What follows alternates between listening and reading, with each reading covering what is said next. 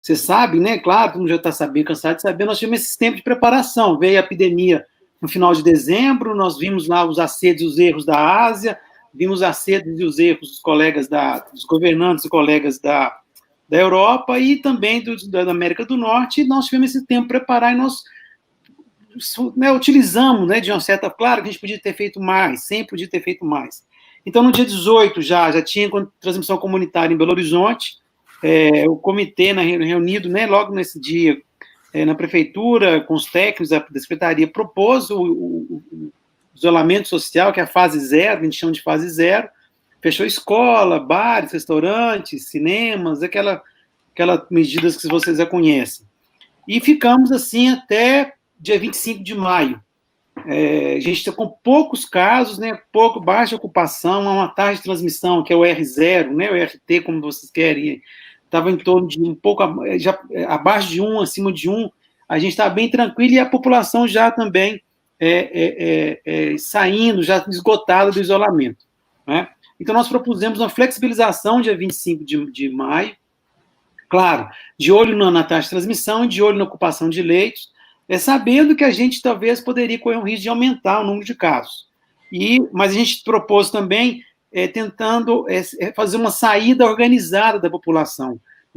Teve a lei que é o uso obrigatório de máscara em espaços públicos, campanhas, instalamos né, pias na cidade para a população mais vulnerável lavar a mão, distribuição de kits, distribuição de 2 milhões de máscaras para a população mais carente, e outras medidas de contenção e de mitigação dessa pandemia. Então, dia 25 de maio, nós abrimos, já tinha mais de 2 meses que estava fechado, na fase de 1, fomos abrindo devagarinho, né? Né, claro que a gente estava contando com isso, nós voltamos, dia 29, aumento dos casos, né? E também a prefeitura, ela planejou o aumento de leitos, tanto de enfermaria quanto de CTI, aumentou em 500% essa oferta de leitos, chegou já a ocupação de 92% semana passada, hoje está 86%, 87%, e parece que nos últimos 3 dias, sabe, nos 3, 4 dias, há uma tendência de uma estabilidade de casos, né, e a pressão nas UPAs, a pressão nos hospitais, parece que estabilizou, é verdade, no patamar um pouco alto, a gente espera que daqui a pouco a nossa curva começa, e a gente espera, claro, que a nossa curva comece a cair, sabe? Então, assim, acho que essa experiência foi interessante, né? Nós já temos há 15 dias, essa semana, segunda-feira passada, faz 15 dias da volta da fase zero. A população de Belo Horizonte, a gente tem, pelo menos onde que eu ando, né? Eu ando aqui na região hospitalar de Santa Efigênia, no centro, quando a gente vai na reunião da prefeitura, a população, assim, quase que mais de 90% de adesão à máscara, principalmente, claro, dentro de ônibus, que é obrigatório também, mas a gente vê uma adesão muito grande à máscara. Claro que tem sempre um ou outro que ali insiste em fazer festa, insiste em fazer atividades, aglomerações, pessoas muito próximas, sem máscara, tem aqueles... A gente imagina que tem uns que são negacionistas, né, nesse grupo. Então, com isso, a gente tem tido uma experiência. E o mais interessante, que eu gosto de falar também, é que esses 3 meses que nós ganhamos aqui em Belo Horizonte, em comparação com São Paulo, Rio de Janeiro, claro, as capitais do Norte e Nordeste, nós aprendemos muito, as equipes de CTI aprenderam muito nesses 3 meses, né? Como eu disse, com os erros e com os acertos dos colegas. Então, eu acho que a chance da pessoa morrer hoje no CTI é muito menor do que era em março, isso não tenho dúvida. E a gente veio, né, os estudos foram saindo, viu essas complicações todas de tratamento específico, essa confusão toda que você sabe que está aí no Brasil, né, acho que na América do Norte também, na América Latina como um todo. E a gente aprendeu muito, nos preparamos adequadamente. Belo Horizonte hoje é a capital com menos mortes por 100 mil habitantes. Talvez, por 1 milhão de habitantes, a cidade com mais de 1 milhão de habitantes, Belo Horizonte é uma das mais... onde tem o menor risco de morrer de Covid, mesmo comparando com capitais da Europa, por exemplo. Então, a gente acha que... Isso, doutor Tupinambá, foi em função dessas medidas de isolamento social? Porque, sim, agora, eu acho que... É engraçado, porque Minas Gerais... desde o começo, está vivendo uma pressão do governador, porque o governador aí parece que não tem nenhuma fibra. Desculpa aqui, não sei qual é a sua simpatia ou antipatia por ele, mas foi o primeiro governador a relaxar completamente, a estimular essa coisa toda, e o prefeito resistindo a isso. Desse conflito não resultou uma confusão na cabeça das pessoas?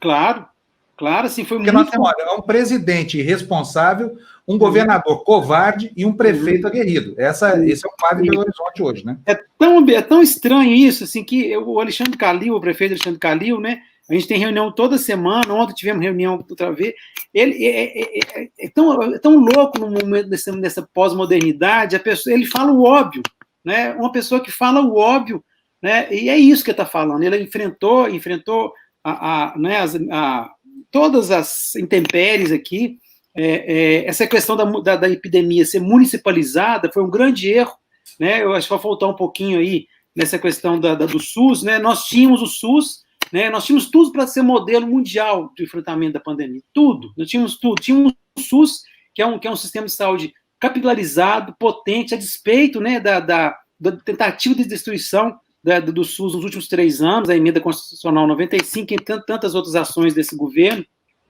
Tínhamos o SUS e tínhamos o tempo. Né? Então, a falta de uma política centralizada pelo Ministério da Saúde, a posição errática, né, às vezes até contraditória do governo do presidente, isso dificultou. Né? Gente, eu estava vindo falar agora com essa correspondente lá dos Estados Unidos, como é parecido a nossa situação em todos os aspectos, infelizmente, aspectos ruins, né, com os Estados Unidos. Os Estados Unidos teve 67 mil casos ontem, e o Brasil teve 39 mil casos.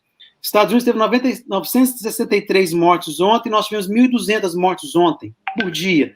Então, eu acho assim, o prefeito, ele bancou, eu acho que o grande erro do Estado foi flexibilizar com o programa Minas Consciente, no momento errado da liberação, ele não organizou, não preparou o Estado, é um Estado que menos faz teste, né, para a Covid, e agora ele está, né, claro, né, nós estamos agora vivendo, talvez, principalmente no interior, deixar isso bem claro, no interior de Minas Gerais, que pela primeira vez uma pandemia ela faz a pressão de fora para dentro, geralmente é Belo Horizonte que espalha, né, claro, H1N1, dengue, é daqui para fora, está sendo de fora para dentro, né, e nós, né, aqui em Belo Horizonte está tentando, a gente está conseguindo segurar um pouco a onda. Aí o prefeito manteve essa posição de isolamento social, a região metropolitana de Belo Horizonte, com prefeituras, né, mais frágeis, né, sem poder, tanto de econômico quanto político, elas flexibilizaram.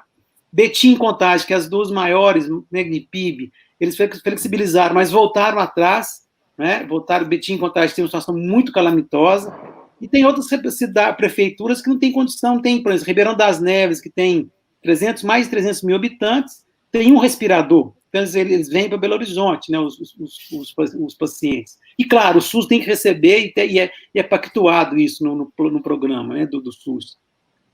Mas eu acho que isso teve esse confronto entre eu acho o governador perdeu uma oportunidade grande, né, de ser um grande líder, como o Calil tem sido destacado, por falar o óbvio, né, ele tem falado o tempo todo, né, que ele está seguindo a ciência. Eu estou no comitê, eu também sou professor da Faculdade de Medicina da UFMG, e ele fala, né, de boca cheia que segue a ciência, que entrou, né, no isolamento com a ciência e vai sair do isolamento com a ciência, né? Então, assim, e parece que a popularidade do prefeito está lá nas alturas, né?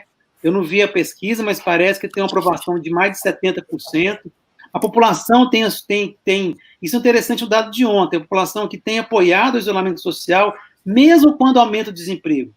Aí a gente tem falado, né, nas oportunidades que a gente tem aqui, na imprensa, ou mesmo nas reuniões, que não é o isolamento que está causando a crise econômica. Isso é claro, isso é o vírus.